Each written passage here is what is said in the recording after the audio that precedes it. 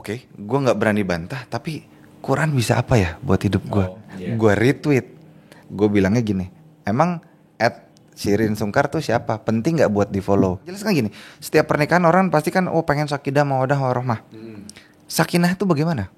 2 tahun juga berantem lulu juga nyamain visi di tengah-tengah mah rumit gitu, sulit gitu, nggak bisa bilang bercanda, nggak bisa.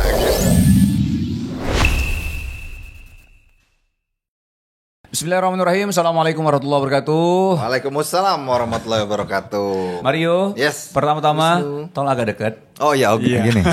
Tolong dekat. Oke.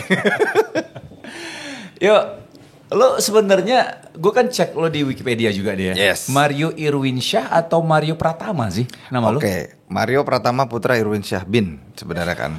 Oh alah. Gitu. Jadi harusnya Mario Irwinsyah bin Pratama. Enggak dong, Mario Pratama bin Irwinsyahnya yang yes. Jadi Mario Pratama bin Irwinsyah. Yes. Tapi kenapa lo akhirnya memutuskan banyak orang manggil lo tuh Mario Irwinsyah? Jadi waktu itu di suatu masa pas lagi gue juga nggak ngerti tuh awalnya dari mana di credit title itu tiba-tiba berubah menjadi Mario Leman. Mungkin karena ada Lawalata kali ya. Ingat nggak di era itu kan? Iya ada. Gue nggak ngeh karena ya kan kalau dulu kan kita syuting nggak nonton ya gitu. Seringan di lokasi. Terus habis itu teman-teman gue yang bilang, kau nama lo ganti gitu. Jadi apa? Gue aja nggak tahu. Jadi Leman, Mario Leman. Hah? Siapa yang ganti? Itu kalau di credit title namanya Mario Leman. Gue tanyalah sama editornya atau kreatifnya, gue lupa lah gitu.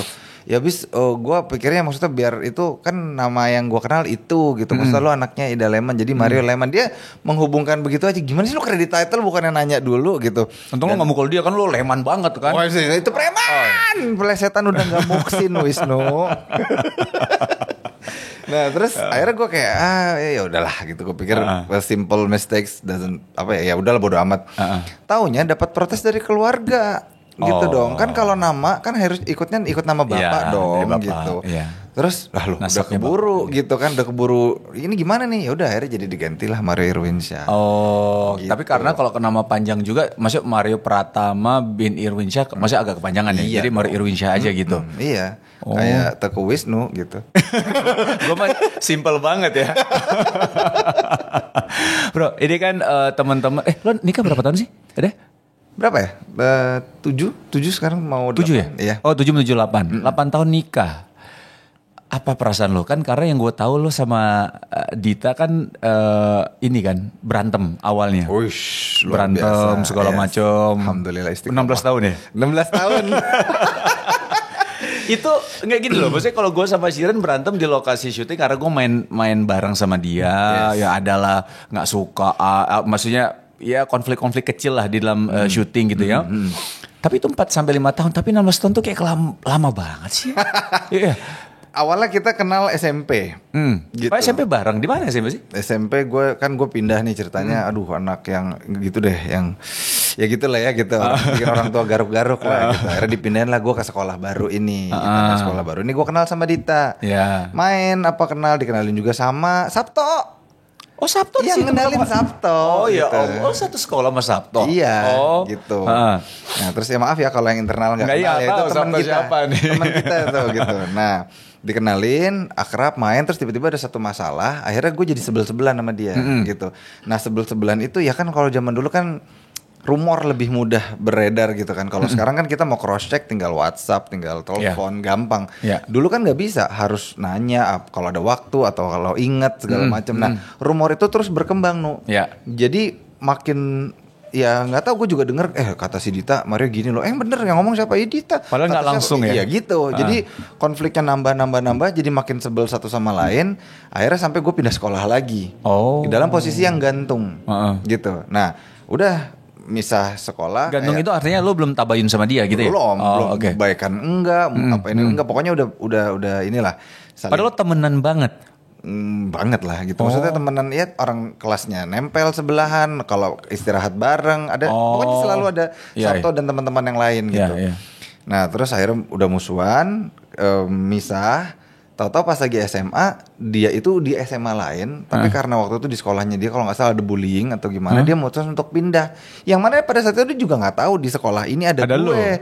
Pindah lah, jeng. Pas masuk gue kayak, kok ada dia lagi? Musuhan lagi tambah parah gitu. Jadi kayak bener-bener apa ya istilahnya ya, kayak hari-hari tuh setiap ada friksi, ada pertemuan itu justru menimbulkan friksi yang baru. Jadi makin sebel terus aja numpuk. Dan nggak pernah diomongin. Lo kenapa sih sama gue? Gue gitu? Pernah. Dalam kondisi terpaksa. Jadi waktu itu gini, uang jajan gue 5.000 waktu itu. 5.000 SMA. Uang jajan gue tuh 5.000 waktu itu. 5.000 kecil banget ya? Emang karena gue waktu itu berangkat masih diantar. Terus, ya kan, gitu. Iya makanya gue pikir naik angkotnya gimana, naik bisnya? Pulang sendiri, baru pulang sendiri. Jadi emang pas-pasan banget gitu, pas-pasan. Kalau misalnya gue jajan lagi yang ekstra, pulangnya harus mikir, gitu. Nah ceritanya hari ini gue mau latihan band nih di Bintaro, gitu. Di sekolah gue basisnya tuh basis Bintaro, basis Ciputat, sama basis ya Selatan, gitu. Jadi, nah hari itu karena gue ada pokoknya gue seperti biasa dipanggil ke ruang guru gitu ya. Terus abis itu pas gue keluar, aduh anak-anak udah pada pulang lagi, gimana nih ya? Gue harus nebeng ke Bintaro, kalau enggak gue nggak bisa bayar studio bandnya. Gue celingukan, terus yang tersisa Dita. Wah ini antara harga diri, tapi gue harus ke Bintaro gimana cara? Enggak deh, ke Rempoa deh, ke Rempoa. Dah. Akhirnya gue memberanikan diri tuh, yaudah deh gue nebeng gitu. Terus dia yang kayak juga kaget, yaudah deh gitu. Di jalan gue inget banget gue itu membahas karena setelah temennya pulang terus gue bilang tuh dulu tuh kenapa sih gitu, boleh nggak kita udahan gitu, maksudnya udah ya sorry gitu, gue nggak pengen ada ini lagi lah, itu juga kejadiannya udah lama, udah ya oke, udah gitu. Terus besoknya dia tetap nyebelin kayak begitu lagi, jadi seolah-olah kayak pembicaraan itu nggak ada. Makin lagi gue makin abis itu udah terus membesar dan tidak pernah mengecil. Sampai di titik, nah sorry, itu kalau gue bahas sekarang, ini nanti ya kapan-kapan ya kalau Shirin ngundang, dia kalau ditanyain dia bilang dia nggak inget. Emang tapi orangnya nggak inget. Jadi kalau dia ada masalah hari ini selesai udah dia lupa. Gitu. Jadi dia nggak pernah inget tuh kejadian di mobil itu tuh yang waktu pas kita ngobrol tuh dia nggak pernah inget gitu. Jadi kayak emang gini banget ya ini orangnya gitu. Udah gue makin beji sampai suatu hari dia merasa ya dia udah punya dunia sendiri, gue udah punya dunia sendiri gitu. Terus di satu titik tuh dia kalau nggak salah nge-tweet gue deh karena ada urusan kerjaan. Gue bercanda maksudnya, tapi namanya bahasa tulisan ya, gitu. Memang bercanda. Susah. Iya kan beda-beda. Iya, jadi dia bilang gini, kalau gue nggak salah by point aja ya. Intinya ada kerjaan, tolong follow gue. Gue reply, gue retweet gitu. Gue retweet yang gue mention ke teman gue juga. Ya? Enggak, gitu. Terus habis itu emang jadi gini, misalnya lo dimintain tolong sama Shirin, karena lo nggak punya Shirin nggak punya kontak langsung gue. Terus Shirin ngomong sama lo, Mario gimana ngaksesnya sih, gue ada kerjaan nih gitu. Wisnu nulis @Mario Irwinsyah gitu, tuh dicariin sama @Shirin, katanya mau ngomongin kerjaan. Gue retweet, gue bilangnya gini, emang Shirin Sungkar tuh siapa? Penting nggak buat di follow? Bercanda Wisnu. Dia tambah kesel.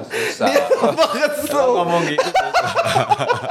Gue pikir kan ya udah lewat lah ya gitu, udah enggak, waduh dari situ tambah gede sampai akhirnya suatu momen kita nggak sengaja, gue lagi waktu itu ngerjain Sang Pencerah kalau nggak salah, gue sama Denis Adiswara, gue lagi kebetulan di Jogja, dia juga lagi kebetulan di Jogja, terus kita papasan tuh, celek, wah nggak tahu belasan tahun nggak pernah temenan, tiba-tiba papasan, gue bingung harus negor atau enggak, dan Denis korbannya tuh, ada teman gue harus gue tegur nggak ya gitu. Gue pikir kayak satu dunia tuh tahu gue musuhan sama dia gitu kan. Dennis kan enggak dong gitu. Dennis yang ya lu mau tegur apa enggak sih, ya udah kalau enggak lewat aja juga gitu. Udah sesimpel itu ya, lewatlah gue. Jadi posisinya misalnya dia di sini, terus gue tuh dia ngadep ke lo nih, gue lewat belakangnya, jadi gue kayak udah mindik gitu biar lewat aja gitu. Tapi di sini ada gue lupa di asistennya atau apa gitu, pokoknya bilangnya gini, bu itu ada temen ibu. Kedengeran sama lo? Tentu kedengeran. Terus dia nengok balik badan, terus dia ngeliat, karena kan posisi gue sebelah kanan nih, jadi gue kayak lagi segini pasti kelihatan. Terus gue yang kayak udah ngeliat Dennis nih kayak, aduh kedengeran lagi Den. Terus dia bilang Mario, kayak dia memastikan gitu, Mario gitu. Terus gue liat Dennis kayak, kita pura-pura ngelihatnya tadi sia-sia dong, kayak halo iya gitu, udah nyamperin. Dita juga bingung. Dia bilang kok kamu tahu itu teman saya, karena memang literally Ngerti kan? Bukan teman kenal syuting, bukan emang teman dari kecil juga teman gitu. Ditanya sama Dita, kok kamu tahu dia teman saya gitu? Ya enggak Bu, kan ini kan sama-sama suka syuting, siapa tahu kenal saya mau foto. Kata. Oh alah. Dari situlah akhirnya kita tukeran WhatsApp dan gue pikir ya udahlah ya. Gitu ya. Jadi udah. Lucu juga ya bro ya. Iya kalau nggak ada itu tuh aneh banget, bisa connect-nya tuh bukan dari kita berdua ya, dari orang lain gitu. Ya terserah kalau misalnya emang udah rencananya begitu ya udah begitu gitu, nggak bisa diapa-apain. Tapi masya Allah ya kalau misalnya dibilang, makanya ya namanya jodoh tuh ya nggak ada yang tahu gitu. Bener. Lo 16 tahun penuh konflik, artinya penuh konfliknya walaupun nggak jelas juga konfliknya. Gak jelas banget. Tapi tiba-tiba hanya karena seorang asistennya si Dita yang manggil lo dan dikira kok kamu tahu, maksud lucu aja gitu loh kejadiannya gitu loh. Betul. Dan setelah itu kejadiannya lo tukar-tukaran nomor. Itu berapa lama sampai akhirnya lo nikah? Lama. Karena itu tadi baru part 1 no. Oh itu part 1. Ada lagi? Asli ada 3 part gitu. Dan itu partnya masing-masing tuh ya turning point banget gitu. Deg sampai akhirnya juga kalau dibilang kayak misalnya gue perlu penyesuaian juga enggak gitu. Jadi kayak yang karena udah gitu. Udah kenal juga ya, kan, udah jadi tahu, kayak yang udah lama sih ya. Jadi walaupun enggak. Iya betul, maka akhirnya di ujungnya kayak ini apaan sih gitu. Udah kita mau serius apa enggak apa gimana gitu. Jadi kayak semacam deal-dealan gitulah. Gitu. Ntar deh pokoknya di lain waktu itu agak panjang, semoga gue bisa ceritain lebih detail. Intinya sih itu tadi part 1, part 2-nya ada part 3 lagi gitu. Oke deh, kita masuk ke pernikahan lo nih sama Ratu ya. Kan lo udah bilang 8 tahun sama Ratu dan sudah dikaruniai berapa berarti anak? 4 ya. Anak pertama umur? Ya maksudnya yang pertama Jada. Iya. Sekarang masuk SMA. Terus abis itu yang kedua. Jadi dulu waktu gua ketemu umur berapa ya? Kayak masih kecil, masih 3 tahun kayaknya. Enggak lah. Enggak dong. Di mana? Jada waktu gua ketemu yang dia masih SD kayaknya ya. Oh kalau itu SD kan kayaknya Iya SD. Sekarang SMA ya? Udah SMA. Ya Allah cepet banget ya. Iya makanya. Allahu Akbar. Gak kerasa loh kita udah tua bro. Iya. Orang gue juga ngobrol sama dia tuh kayak udah berusaha mengejar apa yang dulu kita SMA lakukan juga udah beda. Nggak ingat gak waktu lo cerita masa ya Jada waktu itu punya pemikiran kayak gini tapi sama teman-temannya agak di Iya gitu. Sekarang udah beda banget gitu udah. SMP kelas 1 kayaknya. Nah lupa deh SMP kelas 1. Oke, tadi Jada nomor 1, 2. Yang keduanya sekarang umur 5 mau 6. Haura. Okay. Siapa? Haura ya. Nah ini gue stop di sampai Haura nih kalau nggak salah. Haura betul. Iya kan? Abis itu kita pandemi kan. Iya pandemi. Terus yang ketiga langsung pandemi gas dapat 2 sama 3. Bedanya cuma 9 bulan. Beda 9 bulan. Iya. Yang bayinya umur 9 bulan hamil lagi. Gitu. Rashid nomor 3. Yang 3 cowok. Ya, yang 3 keempat Omar. Masya Allah. Jadi pas si Rashid 9 bulan Dita hamil lagi. Masya Allah. Alhamdulillah. 4 anak rasanya gimana? Yuk 4 anak. Couldn't be happier. Gue pikir dulu ya. Ini gue salah satu orang yang kayak nggak kebayang tuh punya anak tuh kayak apa gitu. Karena ngebayangnya aduh repot ya, berisik ya gitu. Justru gue sekarang kalau nggak banyak tuh orang pada ngapain ya? Bingung gue Betul gitu. Juga sih. Iya kan? Iya. Ini maksudnya emang hari-hari tuh kesannya kayaknya kalau gue yang dulu ngelihat kemarin yang hari ini lu ngapain sih gitu. Anak yang ini baru beres, ini itu. Jadi kayak endless gitu. Tapi justru itu gue nggak tahu gimana cara jelasin, itu amat sangat menyenangkan Iya sih. Gitu kan. Allah. Tapi kalau enggak terus mau ngapain coba? Ya kerja terus gitu. Oke, misalnya pacaran sama istri terus kan apa gitu. Iya paham. Jadi kalau lu tanya gimana ya, gue juga nggak tahu cara ngejelasinnya karena gue yang dulu juga nggak bisa paham gue yang hari ini pasti. Iya. Gitu. Dan masya Allahnya ya, ini kalau menurut gue itu salah satu nikmat yang Allah kasih ke kita ya, ketika kita punya anak tuh, nggak tahu ya, gue kan kayak gini gue kan pagi sampai malam gitu ya pulang, paling pagi aja antar anak-anak tuh, habis itu diurus sama Shiren gitu kan, ya paling malam kalau bisa tidur lah, sebelum tidur masih ketemu sama gue main-main sebentar, tapi nggak tahu kenapa ya, itu untuk nge-charge energi gue tuh salah satu memang anak sih, iya kan? Jadi ketemu dulu, yang sampai rumah udah capek-capek ketemu, aduh. kok gue ngerasa seger lagi Iya, gitu. pas misalnya apa? Abi kan gitu. Baterai penuh lagi kan gitu. Masya Allah deh. Apalagi Adam, wow.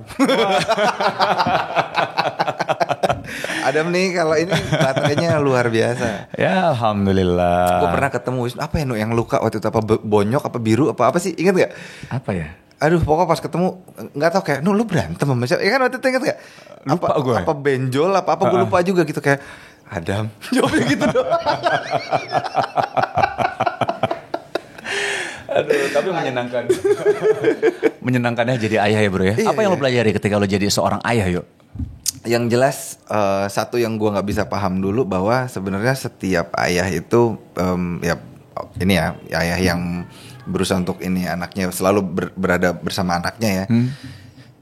Itu tuh bisa jadi dia berusaha untuk melakukan yang terbaik tapi belum tentu bisa diterima sama anaknya. Khususnya kalau yang udah mulai besar gitu. Terus yang kedua bahwasanya ternyata ya kita sering banget ngerasa kalau anak tuh punya kita, padahal bukan gitu. Bahwa anak tuh adalah apa ya manusia, makhluk gitu ya yang dititipkan kepada kita. Terus nanti kita yang akan dipertanyakan tanggung jawabnya nih dididik apa nih anak gitu. Dalam.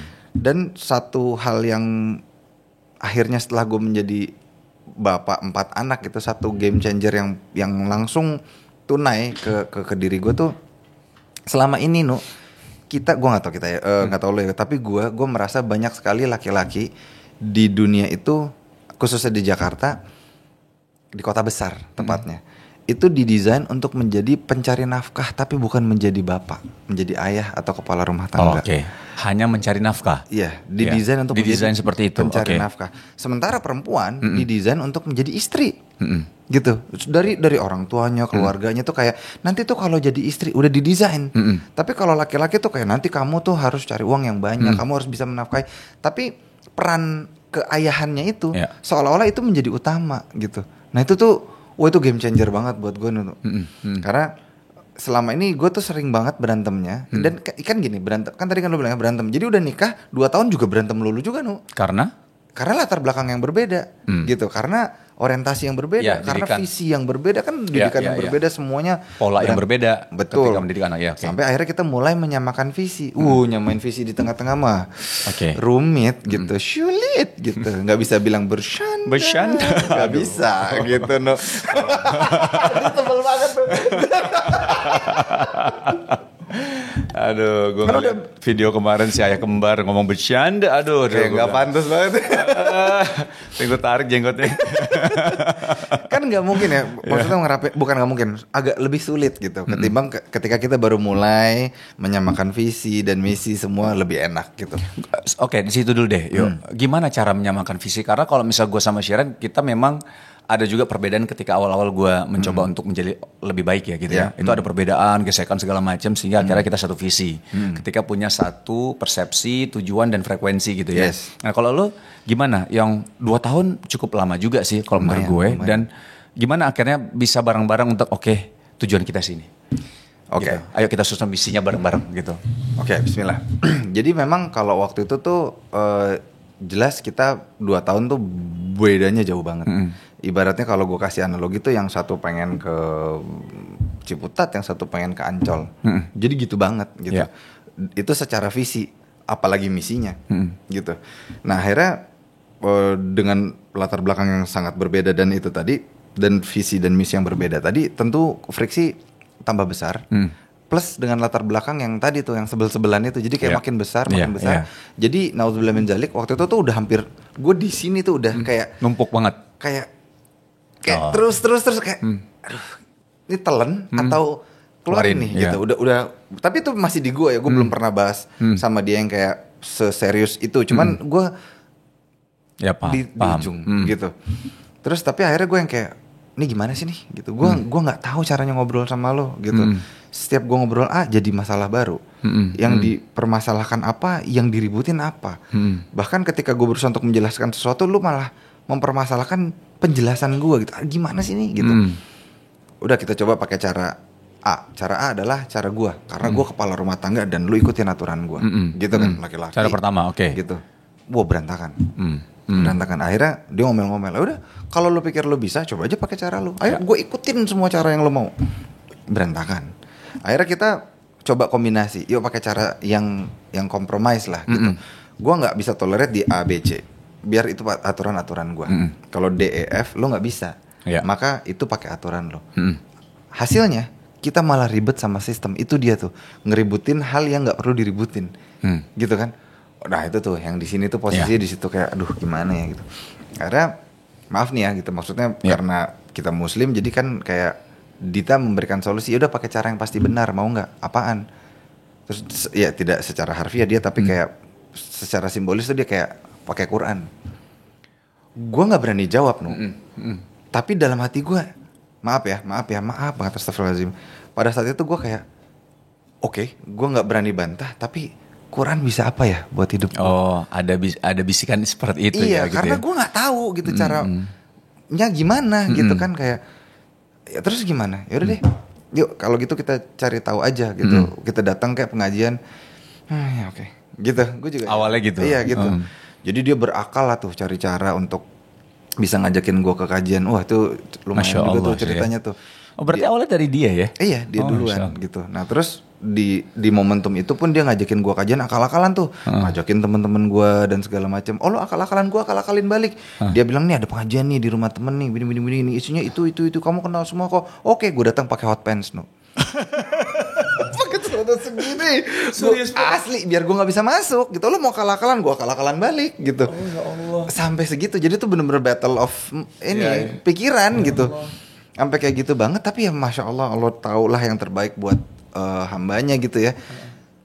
Gue tuh paling seneng kalau dengerin cerita yang keren gitu kan, naskah keren atau film keren gitu, lo tau lah gitu. Nah itu gue duduk di luar bersama dengan celana hot pants tadi gitu. Gue duduk di luar, tapi kan gue punya kuping dan ustadznya kan pakai mic. Jadi kedengeran dong gitu. Terus gue kayak, ini kok cerita keren ya gitu, kok gue gak pernah denger gitu. Dia tuh cerita tentang Padang Masyar waktu itu. Kayak keren banget nih cerita nih. Gue TK Aisyah, SD Al-Azhar, SMP Muhammadiyah, gue gak pernah tahu nih cerita ini nih. Terus gue kayak dari mulai awalnya bodo amat jadi ngeliatin mana sih nih ustadznya, pengen tahu gitu. Sampai akhirnya gue berdiri di depan pintu supaya gue bisa lihat ustadznya yang mana gitu. Nah di situ temen gue langsung ngasih sarung nih, bro masuk aja. Enggak apa-apa, gue di luar aja. Udahlah duduk di belakang situ nggak apa-apa. Udah pas sesi tanya jawab, gue ngangkat tangan. Terus pertanyaan gue itu dijawab, tapi membuahkan pertanyaan lain kan. Jadi ustadznya selesai jawab, gue tanya lagi. Ustadznya selesai jawab, gue tanya lagi. Akhirnya semuanya sampai, karena itu di rumah teman kayak mereka udah kode-kodean, udah bubar. Biarin Mario tanya sampai habis. Jadi kalau tadi dimulai itu gue di luar, pas udah selesai kajian, ini ustadznya, ya ini gue di depan sini. Gitu sampai bener-bener tinggal one on one session gitu. Oke. Nah dari situ gue mulai, ternyata sedikit banyak Quran nih bisa menjadi solusi hidup ya gitu. Coba apalagi. Nah gue sadar tuh, ya udah kalau gitu kira-kira apa yang bisa saya lakukan nih supaya saya bisa terus belajar kayak begini lagi. Karena kalau disuruh datang pengajian kayak gue malas deh gitu. Ya udah akhirnya mulai pelan-pelan coba cari tahu. Nah di situ tuh mulai keluar solusi-solusi yang bukan kata gue, bukan kata Dita. Masya Allah. Gitu. Akhirnya dari situ kayak mulai coba 1, coba 2, coba 3, coba. Dan itu ya memang tadi ya kalau let's say kalau kemarin tujuannya yang satu pengen ke Blok M, satu pengen ke Ancol, udah jelas berantakan. Beda, udah pasti. Sekarang kita samain visinya gitu. Sekarang kita mau kemana nih gitu. Tujuannya sama. Ya bisa jadi kan misal, yang jelas kan gini, setiap pernikahan orang pasti kan pengen sakinah mawaddah warahmah. Sakinah itu bagaimana? Bingung juga itu kalau ditanyain. Terus visi adalah sakinah. Terus misinya apa? Implementasi untuk achieve sakinah itu bagaimana? Nah, itu kita bikin akhirnya. Gitu. Kita bikin sakinah nih misinya apa? Sakinah mawaddah itu apa? Warahmah apa? Apa definisi dari sakinah mawaddah warahmah itu apa? Kita bikin definisinya masing-masing sehingga kita bisa nyusun visinya. Sehingga hari ini kalau misalnya tadi kita satu pengen ke Ancol dan Blok M, sekarang sudah sama nih. Let's say kita mau ke ke kantornya The Ipars gitu. Tapi kan gue bisa lewat jalan depan Rempoa atau gue bisa lewat jalan Potong, di situ boleh berantem. Gitu. Karena yang penting mungkin lu nggak mau lewat jalan depan, kenapa macet? Debatnya gitu. Di situ lah ya. Iya. Gue sini aja. Tapi kan tetap tujuannya sama gitu. Tetap sama-sama pengen ke sini. Iya. Allah Masya Allah. Yuk, ini sebenarnya banyak pengen gue tanya, tapi nanti kayak kita perlu sesi kedua ya. Boleh. Kita ngobrol lagi ya. Kayak ada Dita asik kali ya. Boleh. Siap. Ngobrol kita ya. Yuk, sekarang sibuk apa yuk? Gue alhamdulillah sedikit banyak bisnis, terus sibuk bangun rumah. Masya Allah, doain ya. Bisnis nih ya. Dan yang terakhir ya, alhamdulillah gue juga baru terakhir syuting film, baru selesai dan akan tayang insya Allah sebentar lagi. Masya Allah. Apa judulnya? Jomblo Visabilillah. Oh, Jomblo Visabilillah. Gua jadi jomblo, jadi sedih. Ini Jomblo Visabilillah. Oke, lo ini film keberapa nih? Waduh, nggak tahu nih, gue nggak pernah. Lupa ya? Iya. Ada puluhan? Ada sih. Ada kali ya? Masya Allah, banyak banget berarti ya? Nah itu kalau misalnya lihat di wiki kan gue mulai syuting tuh tahun 84 ya. Iya beneran, tanya nyokap gue deh. Lihat itu pertama kali gue syuting 84. Yang gue ingat ya. Gue baru 1 tahun itu. Waktu itu gue kalau nggak salah jadi anaknya Itang Yunas tuh, kalau gue nggak salah tuh umur 2 tahun tuh waktu itu. Nah abis itu ya udah tuh gue ya biasa lah ya, pada saat itu kan orang tua dan memang kan dulu kan semua terdaftar kan di Parvi, KFT, jadi itu semua diurusin sama nyokap tuh. Nah ketika mulai SD kelas 4, kelas 5 barulah gue mulai inget tuh syuting apa segala macem, dan emang gue seumur hidup itu taunya syuting gitu. Jadi bisnis tuh malah baru belajar belakangan gitu. Seru tapi ya bisnis ya. Alhamdulillah ya. Seru. Banyak. Tapi ngomong-ngomong soal film, tadi lo film udah banyak juga ya. Nah, yang memutuskan lo untuk memilih film ini apa? Karena kan dari ketika orang makin banyak main film ya, nggak tahu nih menurut gue, dia akan semakin lumayan picky juga aja. Ya, kritis memilih. Kayak gue main nggak ya yang ini ya? Kenapa kira sampai lo memilih untuk main di film ini? Kalau gue awalnya gue nggak ini juga ya, nggak fokus sama judulnya, tapi gue mau tahu setiap gue dapat naskah, gue selalu mau tahu ini ceritanya apa, inti ceritanya nih apa. Yang jelas pertama kali yang gue dapetin itu adalah ini apa cerita positif, gitu, vibe positif, di mana seingat gue ya gitu dulu waktu pas lagi masa-masa jomblo itu segala macam tuh ekosistem dan vibe surrounding gue tuh lebih banyak yang negatif, gitu. Artinya misalnya gimana ya? Kalau misalnya lo lagi patah hati itu lo do bad things gitu, yang gitu. Nah tapi ini korelasinya dari jomblo ke positif ekosistem gitu. Lumayan nih, keren nih menurut gue gitu. Dan ya maaf ya gitu. Maksudnya kita juga kan bisa lihat tayangan-tayangan kita sekarang kan tuh lebih banyak yang mungkin let's say money oriented gitu ya. Nggak peduli itu ceritanya bagus apa enggak, sekedar ngagetin atau bikin takut atau ya lo paham lah ya gitu bahasa yang seterusnya. Ini kayaknya jadi satu tontonan yang seger nih gitu buat penonton Indonesia gitu. Plus emang renyah banget dari naskah. Begitu ngerjain lebih seru lagi Masya Allah. Gitu, Masya Allah, iya serius. Karena orang-orangnya seru, sutradara juga Mas Justice luar biasa, memberikan kita ruang bermain yang amat sangat luas. Dan yang paling penting buat gue, chemistry-nya tuh amat sangat mudah dibangun sama orang-orang ini. Karena lo kan sama Adin ya, Adin terus Boim ya. Iya, Boim Adin, sama Kirun kan? Boim, Kirun sama Mas Haji. Sama kalau yang ceweknya ada Nabila. Nabila JKT 95 apa ya kalau 95? Kayak ada 72 ya. 72 ya kayaknya. Salah ya. Berapa sih? 48. 48. Iya, mancing dia. Jadi yang 4 agak lega, yang 8 sempit tuh ya. Aduh. Tapi lo chemistry dapat, tapi nggak masuk gini. Kalau sama Kirun kan lo memang udah kenal. Kalau Adin kayak udah pernah ketemu juga kan? Berapa kali? Udah. Tapi kan cuman kayak bukan temen syuting, temen main gitu. Oh iya juga sih ya. Kan ngerti kan lo? Ada ngebedain di set on set gitu kan ada. Kalau teman main bisa kayak pengen cekikikan dulu gitu. Betul sih, betul. Iya kan? Nah ini membangun chemistry sama mereka, Masya Allah gampang banget. Yang paling sulit cuma nama Boim. Kenapa? Untung alhamdulillah gue gak ada satu frame sama dia. Karena? Ya emang beda bukan karena kenapa susah sama Boim? Ya karena dia temenan duluan. Yang paling temenan duluan tuh gue sama Boim sebelum kenal ini. Oh lu temenan sama Boim dari dulu? Iya gitu, makanya astagfirullahaladzim. Enggak Boimnya denger kok, itu orang ada di situ. Bukan gibah. Ada depannya langsung. Iya. Masya Allah. Oke, yuk. Lu jadi siapa sih? Jadi Anton. Anton karakternya? Katanya jadi dia apa ya, kalau film biopik tuh ini the eldest gitu, yang paling wise, paling apa ya, dia tuh selalu petuah dengan petuah-petuah bijak gitu. lah. Bijak, yes. Yeah. Dan kenapa dia bisa bijak? Karena dia sering sekali menghadapi kegagalan. Kegagalan, misalnya dia jadi bijak jadi. Iya gitu. Dia mau nikah digagalin. Dia mau coba deketin orang gagal. Dia gagal mulu gitu. Dan tapi pas abis gue terima naskahnya gue juga nyari, ternyata emang ada orang kayak gitu gitu, emang ada dan tidak sedikit gitu. Orang tuh yang kayak apa ya, dia nyobain untuk berusaha, oke deh gue coba mau berusaha mengenal dia, gagal. Udah sampai mau niat bikin lamaran, gagal gitu. Ada gitu. Dan gue amat sangat penasaran bagaimana caranya orang yang kayak begini nih bisa, ya alhamdulillah itu bukan terjadi pada gue, tanpa mengecilkan orang yang mengalami itu ya gitu. Itu bagaimana cara menghandle hatinya. Ternyata ya kan kalau kita reading gitu ya, kita coba cari karakternya, bagaimana dia itu misalnya dia rumahnya di mana dan segala macam itu kan kita bangun gitu kan. Nah ternyata dari situ gue bisa ngeliat bahwa emang orang ini cenderung lebih sabar. Bukan gue nggak terlalu sabar sebenarnya gitu, tapi dia bisa sabar, makanya dia bisa menjawab itu dengan petuah-petuah tadi gitu. Dan itu menjadi satu sudut pandang yang menarik karena apa? Gue nggak terlalu sabar, gue pengen tahu ini orang ini mesti sabar tuh gimana sih gitu. Nah dari situ gue mulai gali lagi, terus dicoba padu padan sama karakter-karakter yang lain. Menarik deh karakternya, karena kan ceritanya semuanya jomblo gitu ya. Yang satu kebayang sih. Iya kan.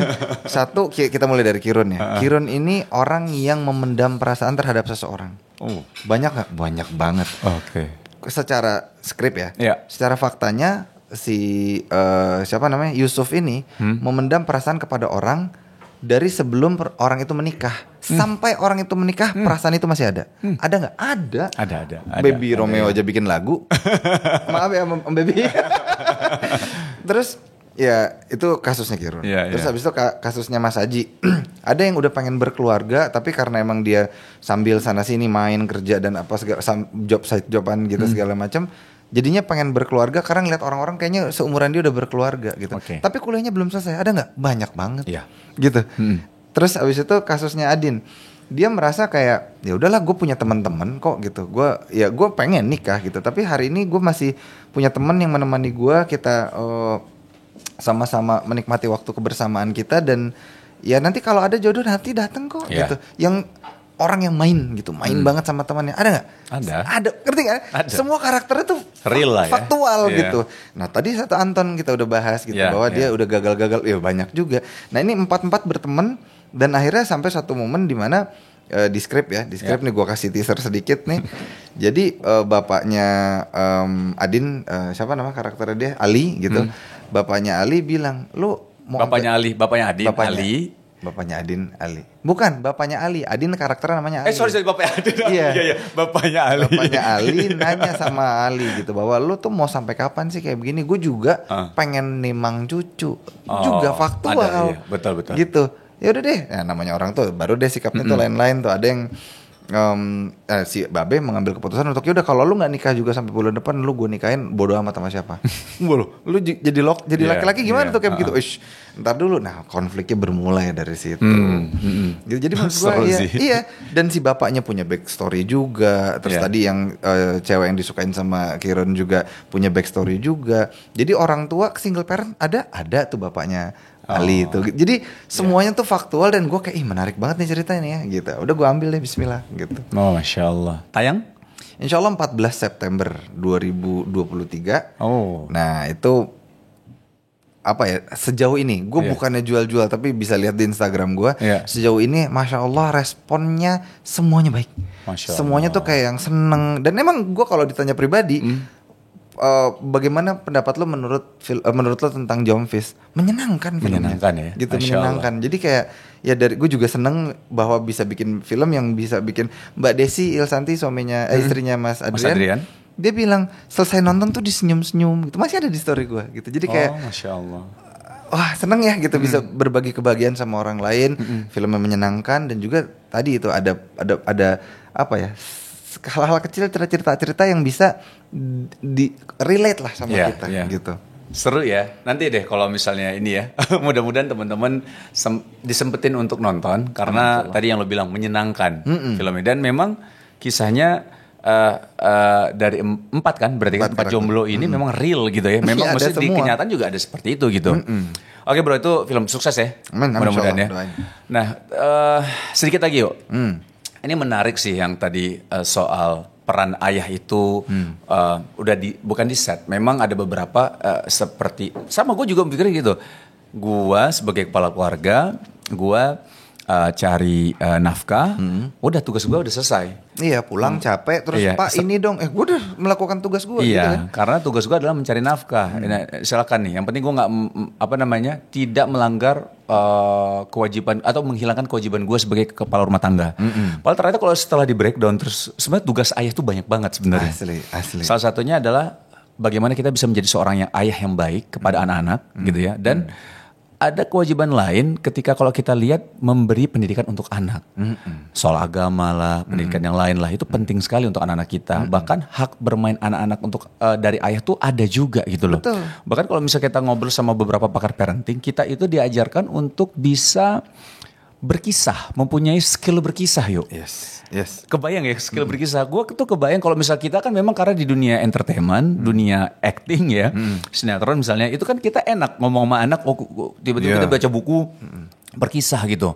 Tapi bagaimana orang-orang yang orang-orang ayah-ayah yang memang ada pertanyaan tuh. Kalau saya orangnya introvert, saya kaku orangnya, jadi saya tidak bisa tuh untuk berkisah gitu. Belum lagi yang kalau kata secara fakta nih, Bu Aisyah Dahlan bilang laki-laki itu kan memang tidak lebih dari 7 atau 8 ribu kata per hari. Iya. Jangan-jangan kalau habis berantem sama teman kantornya, makan siang udah habis. Udah habis katanya. Jatahnya udah habis gitu kan. Ya, sedangkan perempuan punya puluhan ribu ya kalau nggak salah ya. 17 ribu kalau 17 ribu ya. Iya. Itu juga minimal Minimal. Ya jadi kalau ada pesan nggak yuk? Maksudnya mungkin semua orang tuh punya metode masing-masing ya, punya metode masing-masing. Tapi ada pesan nggak untuk para ayah, termasuk untuk gue juga, apa kira-kira yang bisa kita lakukan untuk mencoba menjadi ayah yang terbaik untuk anak-anak kita. Waduh, berat banget ya pertanyaan. Tapi maksudnya ini yang lo lakuin yuk, yang lo lakuin. Artinya balik lagi, ini di depan gue menyampaikan bahwa pola orang tuh berbeda-beda yuk. Tapi setidaknya ada landasannya Al-Quran tadi ya. Al-Quran dan Sunnah yang dimana kita insya Allah mengikuti itu. Tapi kadang tuh orang coba untuk modifikasi dalam arti bukan yang jauh. Ada dengan cara ini tapi tujuannya sebenarnya ke sini juga gitu. Ada gak kalau dari ala Mario Irwinsyah gitu? Oke. Yang jelas yang paling penting, yang selalu paling penting buat gue tadi tuh menyamakan visi dulu. Tapi menyamakan visi ini menjadi sulit ketika tidak punya pola komunikasi yang baik. Gitu. Maka dalam komunikasi, gue menasihati diri gue sendiri ya Nu ya. Itu lakukanlah proses mendengarkan didengarkan. Kebanyakan kita mendengar untuk menjawab. Bukan mendengar untuk mengerti. Nggak semua perkataan harus dijawab kan. Gitu. Ada yang let's say dia ngomong terus kita cuman kayak dia sudut pandangnya di situ. Oke, gue paham. Udah, nggak perlu debat. Ya kalau menurut aku nggak mesti juga. Maka yang pertama tuh perbaiki pola komunikasi dulu gitu. Memang pasti yang paling sulit bapak-bapak.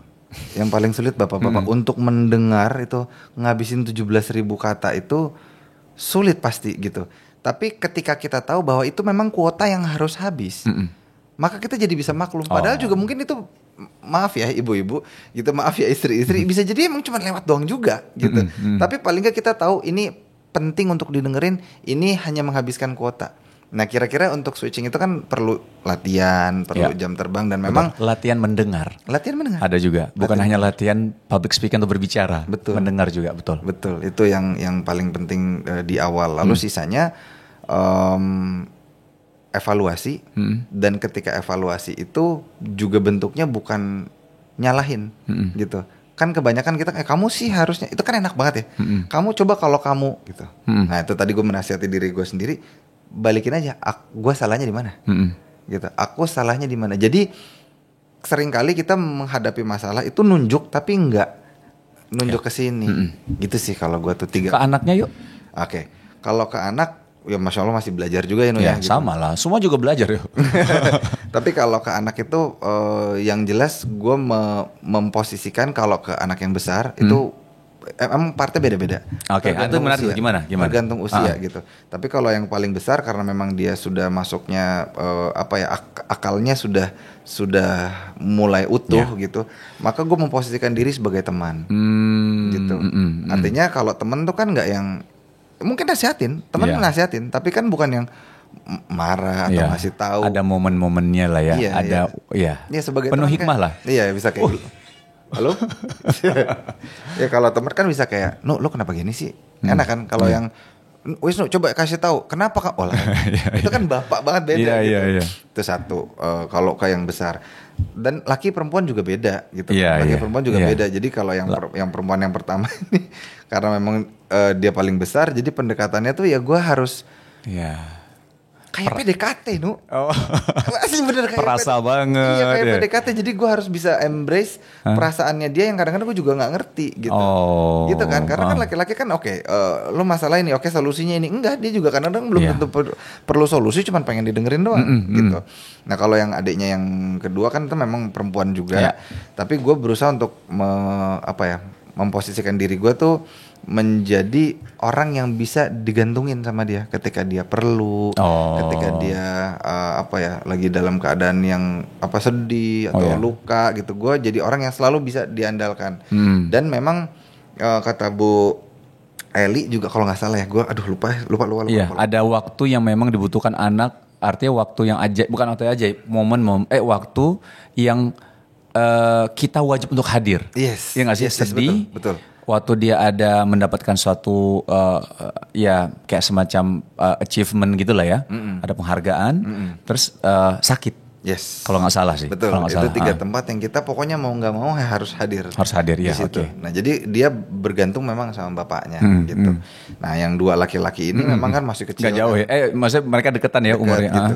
Nah tapi memang dari namanya mereka juga udah gua set gitu. Namanya Rashid mereka dan Omar. Iya itu jadi udah insya Allah bismillah udah terkandung doa juga di dalamnya gitu bahwa Rashid biar gimana pun walaupun dia anak ketiga tapi dia anak laki-laki yang paling besar maka tanggung jawab keluarga ini ada di dia gitu. Nah gue di situ memposisikan diri gue tuh hari ini menjadi